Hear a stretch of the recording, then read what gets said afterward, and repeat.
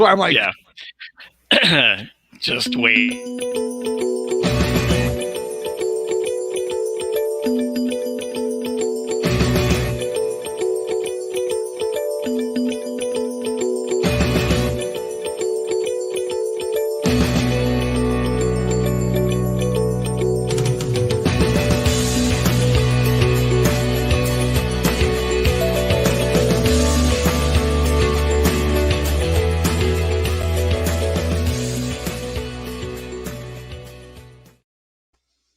Hey, and we are back with Chokehold, the first episode of Chokehold this year, and it is Freelance February. So we have none other than the voice of freelance. He is Kirby the Voice, Kirby Alexander.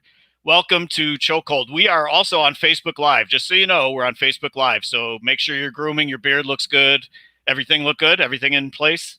it'll do. It's, all good. It's the pandemic beard. It'll go. What are we gonna do? There you go. Great to have you on, Kirby. Welcome aboard. Thank you, man. That entrance music, that was like the hardest soft music I've ever heard. Like it wanted to be hard, but it wasn't quite hard. Like it was.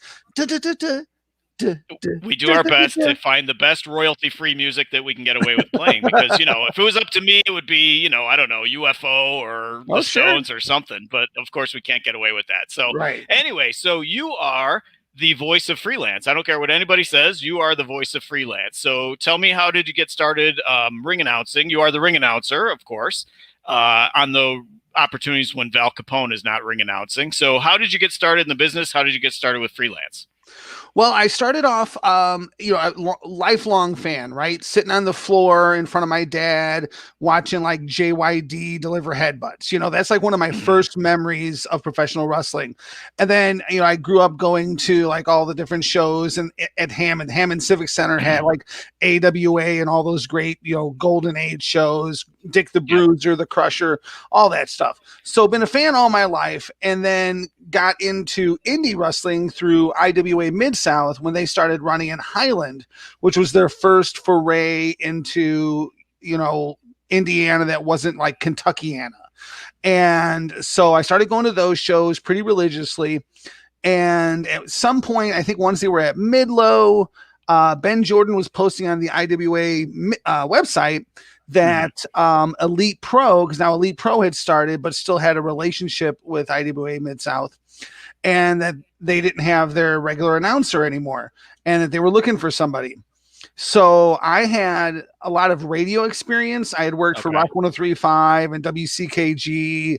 Oh, nice. So I'd done a lot of that around Chicago. So I had the experience of using my voice. I've recorded commercials and that kind of stuff. And being a lifelong fan, I told Ben, I'm like, look, put the two together and I'm your guy. I have zero experience actually doing it. Right. But put the relatable experience together and I'm who you want. And he's like, well, come work the first show, come work this show this coming weekend for free. And if we like you, we'll think about paying you and keeping you around, So I went and worked the first show. I think I did the first match, came back behind the curtain, and they're like, you're a regular guy forever. They paid me that night. And that was it. So I started with Elite Pro. After Elite Pro folded, I went into Vanguard, VWAA, running out of the same building for a while, and then started doing, I want to say from Vanguard, because then Vanguard started working some different locations, and then a tag team started working for Vanguard called the 2-Star Heroes, and so I met Matt and Chris through them working for Vanguard, and I was doing ring announcing and commentary at the same time. So after my first night, my second night on the job, they're like, hey, can you do commentary too? And I was like, at the same time, like running back and forth. And they're like, yeah. I'm like, yeah, of course I can. Why wouldn't you're going to double my salary though, right? Of course. Yeah. But then that kind of became my niche. I did that all through Elite Pro, all through Vanguard. I did it in Underground for a while, which came later. But I kind of became this two-tool guy who was doing both. And it wasn't until recently, within the past couple of years, kind of with freelance, that I kind of finally settled into just ring announcing. But no, so the 2-Star Heroes, Nixon Castro, are working for Vanguard, and they had just come off of working for AAW and decided to do something themselves. Nix has this idea to start this company, and he goes and he does it, right? And so I heard about the first show happening, but I just kind of heard rumbles that he's going to do this show. I'm like, oh, okay, that's kind of cool. And then he contacted me for the second show and asked if I was available, and I've been with him ever since. Yeah. So Hobo with a shotgun dropkick, I think, is that right? Something like that. Yeah. I have a bunch of those DVDs, those early DVDs. Like the first show I went to was at the Abbey. I'm pretty sure that's where you're talking about. Yes. At the Abbey pub or whatever it was called, that had the mysterious fire that could have killed the place. Who knows? Right. So, but we've seen, man, between you and I, we've seen them at the Abbey. Then was Chop Shop.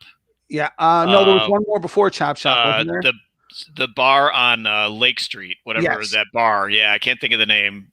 And then where else? I saw him once at Eagles Club in Berwyn. Yep. And then finally at Logan Square. Yeah, and I think somewhere in between, I think there might have been one other one too. Like one other show location. or a co-show where in Summit, I think we at least did something. Oh yeah, that's right. Yeah, I think there was. That might have been one of the only ones I missed. We did Warp Tour. We did a show at Warp Tour one year. Yeah. But yeah, that's pretty much the long and short of Freelance's venue history. But the Abbey was a magical place. I love Logan Square. Logan Square is such an amazing, beautiful building. It is, and I love the feel there. But Abbey will always hold a place in my heart, and it's almost everyone who's been involved with Freelance was like, Abbey was something special. Abbey was like a dive. It was kind of a dive bar, basically, where it was one of those places like the old school movie theater when you would talk about your feet sticking to the floor. I remember my feet literally sticking to the floor. The bathrooms were just a disaster. But you're right. There was something very cool about it and very special to see an indie wrestling show at that venue. So, and that was when they had like a lot of metal bands playing before and I think during intermission and stuff too. The whole idea was the DIY punk idea of like just do it yourself and just put on this crazy show, right? So Matt and his partner Jack, who came from a music background, he was a videographer for a lot of bands. Like I think he went on tour with Weezer and such. So he had that videographer background, and Matt had the wrestling knowledge, and they kind of came together and made this baby of Freelance. And so I actually forgot where I was going with that. It just the heavy metal, how they had, they had all these weird like thrash bands before the show would start. He wanted these bands playing, they would play like before the show and a little bit during intermission and at the end. And we did that all through Abbey. And I think it ended there. I don't think we ever carried it into any of the other buildings. It was a cool vibe, but it was at some points it did make things like, it might have sometimes made intermissions go longer than we may have wanted to, and then if people weren't there for the music, now they're waiting and maybe losing some of their energy for the wrestling. I liked it. I thought it was a very cool aesthetic. It was fun. It was fun. Yeah. So, but it was like it made those shows different than any other wrestling show you'd go to. Right. So for you personally, what are some of your signatures? Like I know the holding the long note on certain things. Like what are some of the other things that you interject to make yourself different as a ring announcer? Absolutely the note thing, and that didn't come right away. That came at Freelance at Logan Square Auditorium for Isaiah Velasquez, just out of the blue one time. I decided just to hold it and see how long I could hold it. And so I started doing it with him. And there was one other person I did it with the most, Gringo Loco. For some reason, those two, like low, I can go really long there. Those are like two spots that I picked for some reason that I could go really, really, really, really long. And it's funny because even as I'm doing it, I'm having an internal monologue with myself. I'm like, you should probably stop now. You probably need to breathe. No. You can go longer. no, your voice is about to crack. No, screw it, keep going. And I'm literally having this like devil and angel on my shoulders. The shoulders, like, exactly. Yeah. And I usually go longer than I should, but at the last point when I can bail out, I usually somehow am able to bail out without actually stopping and not finishing the name. Right. But and for the record, you can swear on this podcast, because I know one of the other things is that the shows usually start at like 9 p.m.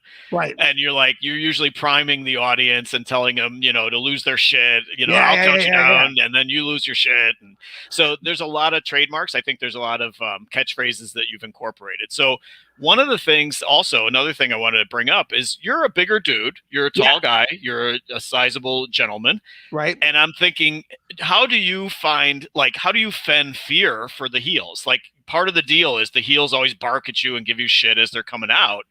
And you're supposed to be sitting there being, cowardice of the heels. And I mean, how do you make it work? Because like I said, you could kick half those guys' asses from the looks of it. Well, the thing is, and that's something that, goes way back in the business, that you never wanted anybody in the ring bigger than the talent, because then it didn't look believable. Right. And, and here I am much a lot bigger than some of our talent. But I guess in my head, I play it as like the big softy. Like, that's how I legitimize it in my head. Like, yeah, I'm this big dude, but not every big dude has to be violent. Not every big dude has to be, into martial combat or anything like that. So I'm a big dude, but I'm a softy. I'm that lovable big guy. Got it. You know? And I think that also comes off in my ring announcing that, I'm that crazy, like, come on, lose your shit, motherfuckers, make some noise. But at the same time, I think I just have this presence about me that this is kind of this. I'm this lovable, big guy. So when they are abusive or threatening towards me, it's just like, oh, no, come on. I'm just trying to do my job. And that's the other thing. I think also being a consummate professional, I can also play that into it, because a professional wouldn't mix it up with a wrestler. So I'm like, hey, I'm not here to start any trouble. I'm just here to do my job. I'm just trying to announce you. Come on. No. I don't want any problems. Right. I'm not trying to lose my job. So that's the other way I think I legitimize it in my head and make it work. Who are some of your favorite heels to work off of for that kind of thing? Frank the Clown. Absolutely. Frank the Clown and Ego. Are great. We've had some really cool moments. That's been phenomenal. Congo Kong was one of the very first people that I had to cower from. Okay. He's done a lot of work in AAW, but he worked for Elite Pro back in the day, and his manager couldn't make a show. And so his manager wrote out this really long thing, and he's like, Kong's going to make you read this. I'm like, okay, cool. So that's the angle we're going into the ring. Right. With. So we go in the ring, and Congo is massive. Like, he's this huge guy. Yes, yeah, big dude. Hands like this. And he palms this letter, and he slams it into my chest, like hits one pec. And so I take the letter and I'm reading, as if I'm his manager, or reading his manager's message to the crowd.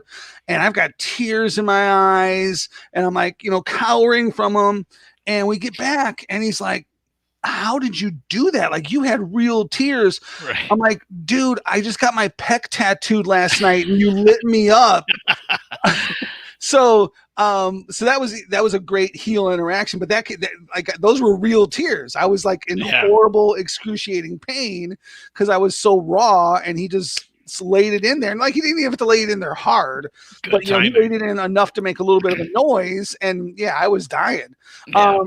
But no, as far as current people to work off of, Frank is amazing. Yeah. Lots of fun working with him. Sammy Callahan is another great guy. Awesome. Because he's so unpredictable and volatile, and I really have to be on my feet with him. There'll be times where he's not supposed to have the mic, and then he'll demand the mic from me, and I'll be like, in my head, I'm like, well, no, I'm not supposed to give it to you. And then, like, he starts really healing up on me. I'm like, okay, I better give it to him, because I'm not really sure where the line is, like, blurred or not. So I'm like, he might really be mad at me now. Like, and that's the beauty, is you don't know, right? Yeah. So, Sammy's great to work with because of that. Lance Archer, just because of his presence. Yeah. Like, he looks at you sideways and you jump out of the ring, right? Because he destroys people on the way to the ring. So who's to say he's not going to destroy me, right? Exactly. So, and he's a good foot taller than just about everybody. Yeah. So Lance Archer is another heel presence that I just love being in the ring with and love working with. So those are some of the top guys because of the interactions I've had with them.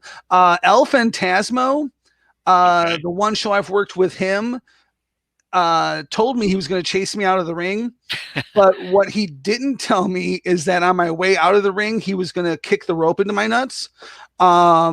So again, that was another very legitimate sell. I kind of flopped onto the floor and, like, I wasn't hurt, but it hurt. Right. Yeah, of course. And everyone's checking on me because I have some legit medical issues that most of the boys and everybody know. So anytime something like that happens, everyone's like, like Martin, from Wrestling with Unicorns, or the fans, or everybody, they're like, "Are you okay? Are you okay?" Yeah, I'm like, yeah. I'm cool.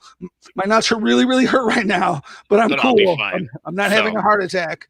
All right, so we are wrapping up on Facebook Live. We're going to be switching over to YouTube. We're going to pay some bills. We're going to take a break, quick sponsor break, and we will be right back with part 2 with Kirby the Voice, Kirby Alexander. We'll be right back, guys. All right, I don't know if Brian is coming in on that. I doubt it. So we're just going to get started back up again. So, all right. You ready, man? Yep. All right. Thanks to our sponsors. We are back with part 2 with Kirby. We were talking about some of the reactions with the heels and with you and so on. What are some of the bigger crowd reactions you've seen? Some of the big pops in some of the arenas. I know there has to be a handful of Kylie Rae reactions that are memorable for you. Ridiculous, right? She has such a presence, and she's so loved, especially in Chicago, but it extends beyond Chicago. Anywhere, she works, especially for any extended period of time, immediately fell in love with her. So yes, some incredible Kylie pop, especially like on comebacks, stuff like that. If she's been gone for a minute. An obvious one, Minoru Suzuki. Oh yeah. That was a Warrior show in the gymnasium, right? Yes. The Suzuki one, yeah.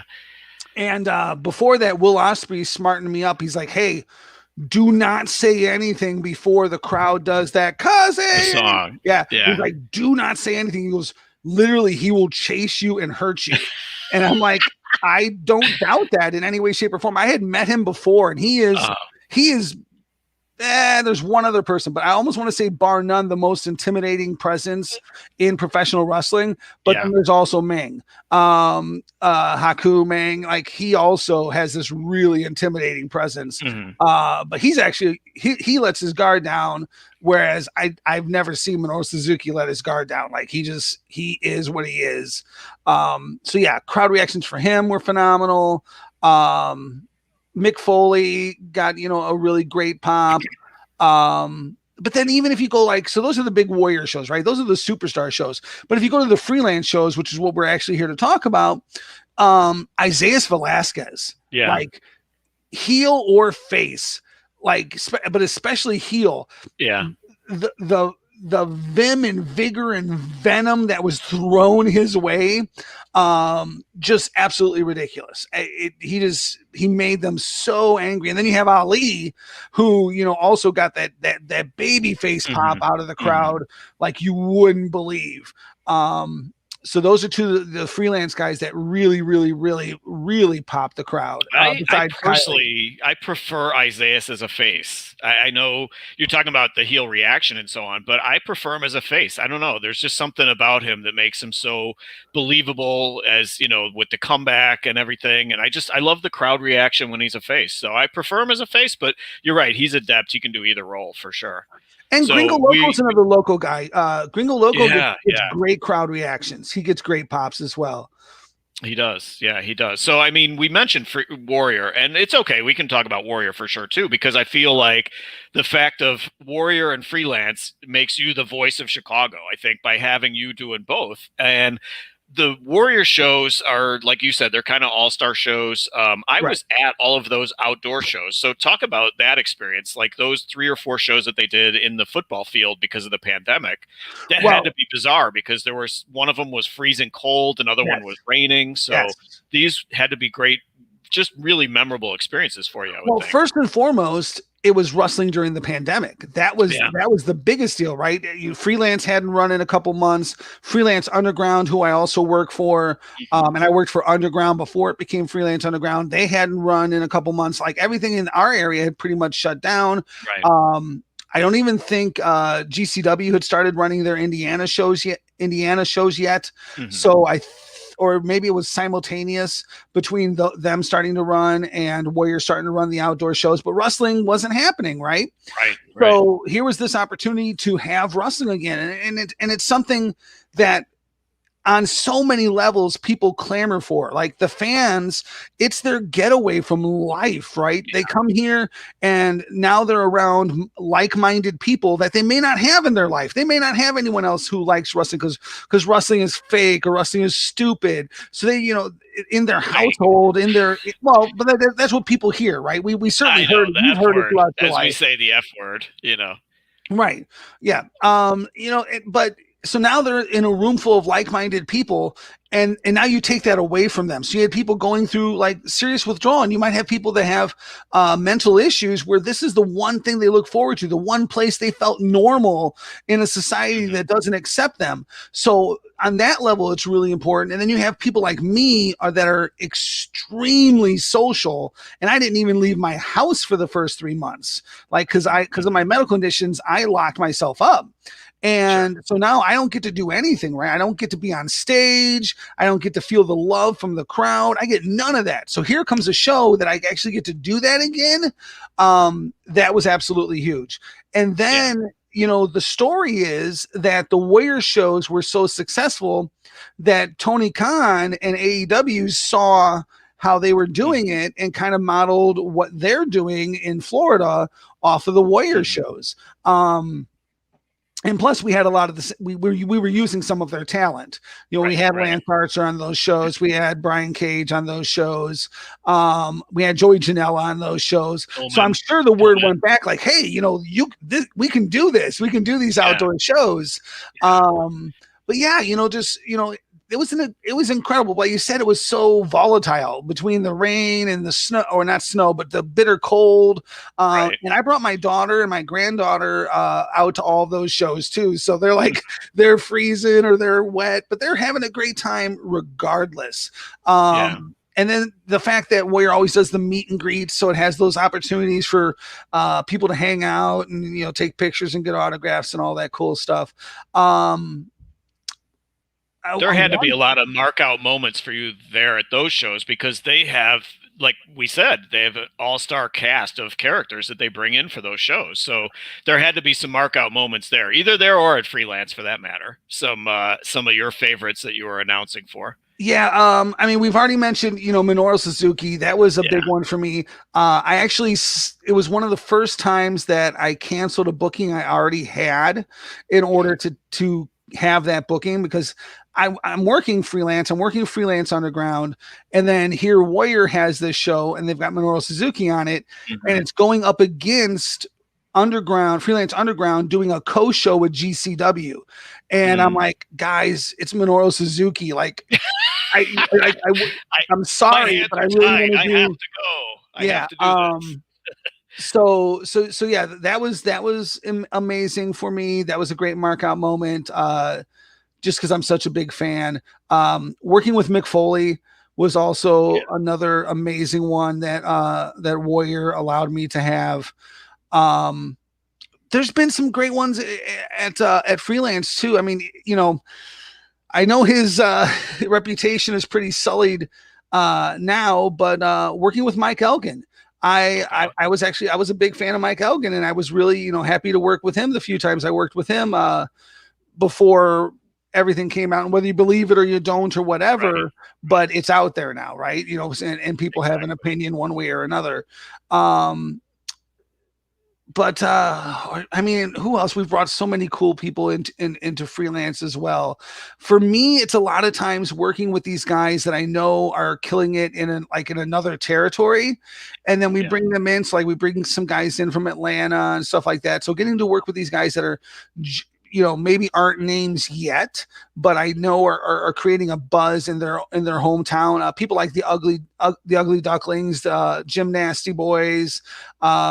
Getting to work, with these guys, I'm like, oh, I know they're killing it. I know they're going to be, pretty darn cool. I love that as well. Those are amazing moments for me, just as much as the big name moments are. Right. I mean, guys like Henry and Drake too.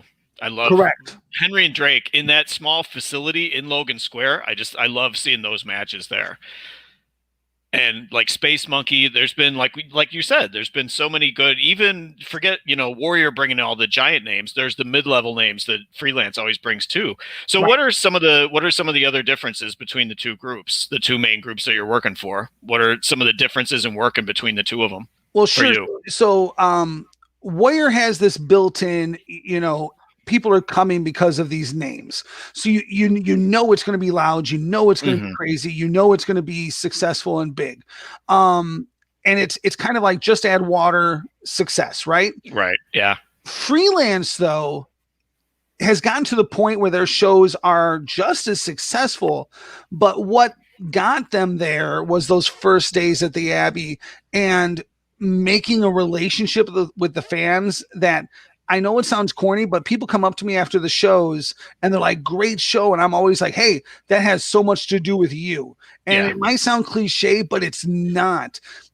I've worked a lot of shows and I felt a lot of great energy in rooms and I felt some pretty dead rooms, but there's nothing like the freelance crowd. This is not lip service. I'm not kissing anyone's ass.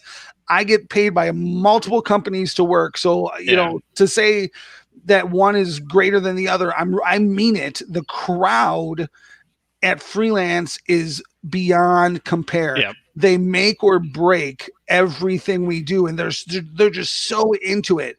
And like the chants and just like the squad, the guys that hang out on the stage by me, to my right, like, their interactions with Darren Corbin and, stuff like that, like, are just ridiculous.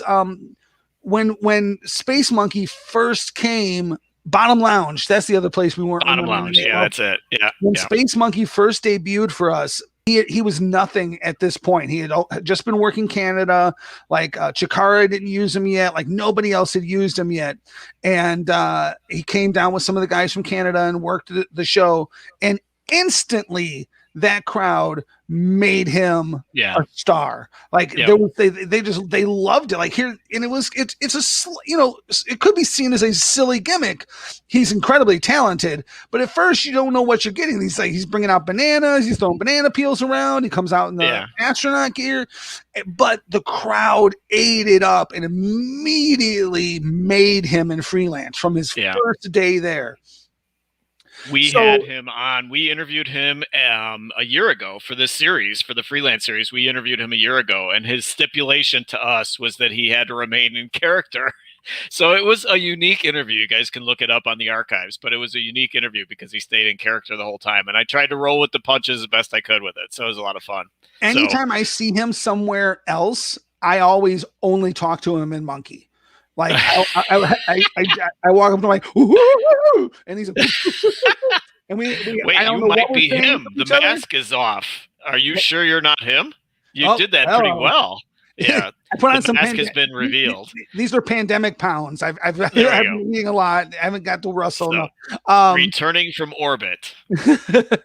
But talking about that crowd, and I've told this story in a couple places, but I think it's a really important story. It pretty much solidifies everything I've just said for the past 5 minutes about the freelance crowd making the show.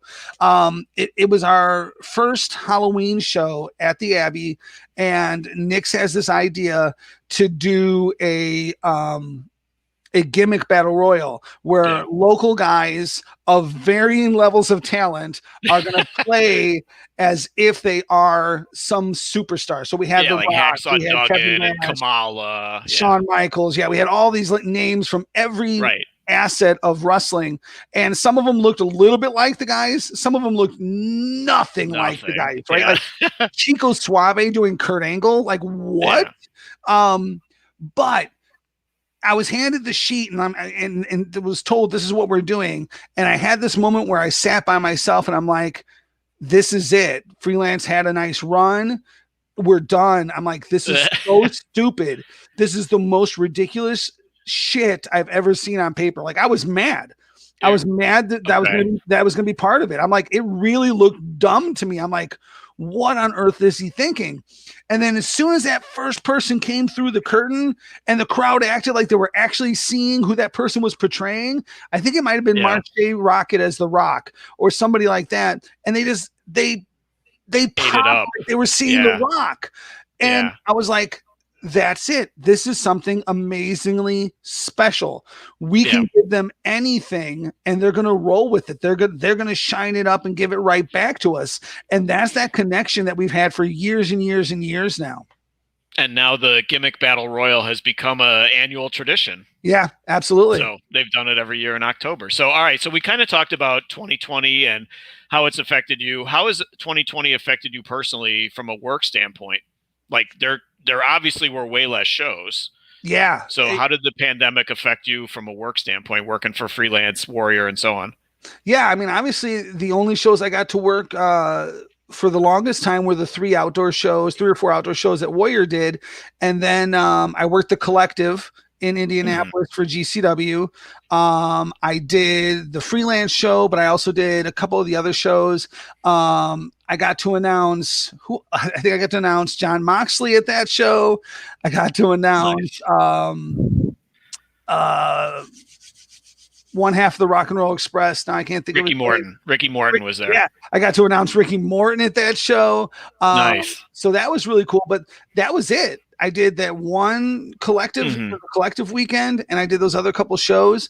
And like I said, I'm a very social person, so for me to have that taken out of my life was really, really, really difficult. On stage, that love that the crowd gives to me is, transfers into energy inside me. And that's what allows me to give and do what I do. But it's more than that. It fuels me for the rest of the week. It makes me feel special. It makes me feel important.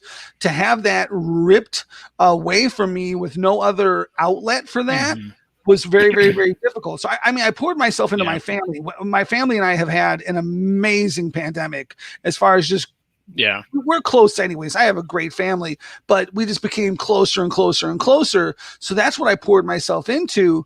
But, not having that social aspect of my life and that ability to perform was very hard. It was very difficult. For sure. So what do you see coming in 2021? Do you think it's going to start getting better? Do you think there'll be more shows? They're allowing groups to start to congregate again. So I can't imagine that Knicks can't start running shows. I don't know, Logan Square. I'd love for it to be Logan Square, but I'm not sure what kind of capacity they're going to be able to do there. It's certainly what do you see coming? Yeah, it's certainly going to have to be at a diminished capacity, at least initially, right? We can't go right back to full pack shows. But, and I think about a lot of scenarios in my head, like, some other types of places like conventions and concerts are talking about, and I don't know if they can get away with this, but only letting people in that have the vaccine. I think the the Chicago Cubs are talking about you'll only be able to go to Cubs games if you have the vaccine and can prove you have the vaccine, right? Yeah. So, is that a way that wrestling goes? I kind of hope not. But if it's what brings it back, as opposed to not having it back, then maybe it's a necessary evil. I have the first shot of the vaccine. I get my second shot in 2 more weeks. So, that's one of the reasons I did it, because I want to be able to work as soon as possible. I'm also a teacher. My shoot job is a teacher. So I'm around kids that are trying to infect me on the regular. So I needed that shot. So right, of course. So I got it right away, as soon as it was open to teachers about a week and a half ago. And I really hope that the vaccine is going to start turning things around. That's going to start making things like concerts and movies and wrestling, available to us again. Yeah, I cannot wait. This is the first year I can probably count on one hand how many wrestling shows I went to, because there was one or two freelance at the beginning of the year, and that was Yeah. it. The AEW pay-per-view, and then those Warrior shows. That was about it. So two hands, that's about it. So it was a dreadful year, and hopefully we're going to be starting to head in the right direction soon. So, all right, we're running low on time. So one last question. What are you a fan of? What do you like to watch? I mean, we have so much wrestling. We always say we have so much wrestling at our disposal these days. You've got all the different networks. You got New Japan, AEW. What do you like to watch? What are you a fan of? I'm a huge AEW fan. Because they're the super indie, right? They took all these guys that I've been working with for years and put them in one place. So you know, I've got Cole Cabana on television regularly. I've got Eddie Kingston now on television in front of me. I mean, guys that I've been working with and watching for 10, 15 years. So yeah, AEW for me is amazing. I like NXT as well, but there's only so many hours in the day. So most of my time goes to watching AEW. I throw a lot of New Japan in there when I can, but even that's hard. But you know, I actually made a trip out to Japan 3 or 4 years ago, just to have that experience to see New Japan live, which I did twice on that trip. So that had to be awesome. Yeah. That's another episode. We'll do part 2. We got to hear about that. So, but that's very cool. But yeah, no, it's something I really look forward to having back. I think it's important on so many levels. But I love watching AEW, and in a weird way, and I know this is a weird take, but when they first started doing the no crowd shows, I loved it. And I was almost like, I don't know if I ever want a crowd back again. Like there's just something weird and cool about it being the boys at ringside and not cutting to the fans and like just having it just be about them, hyper focused on what they're doing. And they had to transcend what they're normally used to doing, which is, you know, working the crowd. They had to find a way to do that, but not be able to do that anymore. And there was something about that. I felt AEW was so successful at that I was like, man, I might want my wrestling to be like this forever. But that's obviously not economically feasible for Tony Khan or anybody. Think all the groups did what they could to make the best of a bad situation. I thought, you know, by bringing in like you said, the boys at ringside and so on, and then AEW eventually letting fans in the outskirts of the building and stuff, I thought they did the best they could. NXT did fine too. I thought that setup in that building, I thought worked really well too. So I give them all credit for doing the best they can during a bad situation. So, all right, one last question. What's your favorite junk food? Has nothing to do with anything. Favorite junk food? I'm a chips guy, and you know, and I also like things that we probably shouldn't consume, like like cookies with bacon in them, or you know, just crazy flavors like Carolina Reaper covered peanuts. Like the more ridiculous it is, the more likely I am to eat it. Like that's my snack food. Like give me something stupid and especially if it's hot. Like I love the crazy hot stuff. I grow my own peppers every year, cool. Reapers and scorpions. But yeah, I like the really like hot stuff, but then I like those weird juxtapositions of flavor. You know, same thing with beer. Like I like beer that, you know, with chocolate or coffee, you know, all these different stouts that they infuse these different flavors in. The weirder it is, the more likely I am to probably try it and enjoy it. One chip, what's it going to be? One chip you take to the desert island. Which chip is it? Man, you know, it's gotta be a chicharron. And it's got to be like one straight from the from the store, from the Mexican store, the Mexican grocery store. Yeah, exactly. The ones that still have the meat on them. Yeah, they're awesome. Like really long and they got the meat still on them. That if there was one really, really bad food for me that I would try to sustain my life on, it would be chicharron. That's going to be the one. All right. Very cool. So we thank you so much, Kirby. It was awesome talking to you, getting caught up and hearing about freelance. Thank you all to the Chokehold Nation for listening. The audio on this will be going up on Saturday, so be sure and check us out there. Where can people find you? Are you on Twitter? Are you on Facebook? Yep. Twitter is the main place. At Kirby the Voice. Again, that's at Kirby the Voice. On Twitter, feel free to come on over and follow me. I do some chatter over there. I promote the shows. I retweet really cool stuff that to try and help support the wrestling community. So I would love you to come over there and check me out. Very cool. So the audio goes up on Saturday, Twitter, Facebook, all the podcast networks. Thank you, Chokehold Nation, for listening. Thank you, Kirby. Don't forget, guys, I have fun everywhere I go.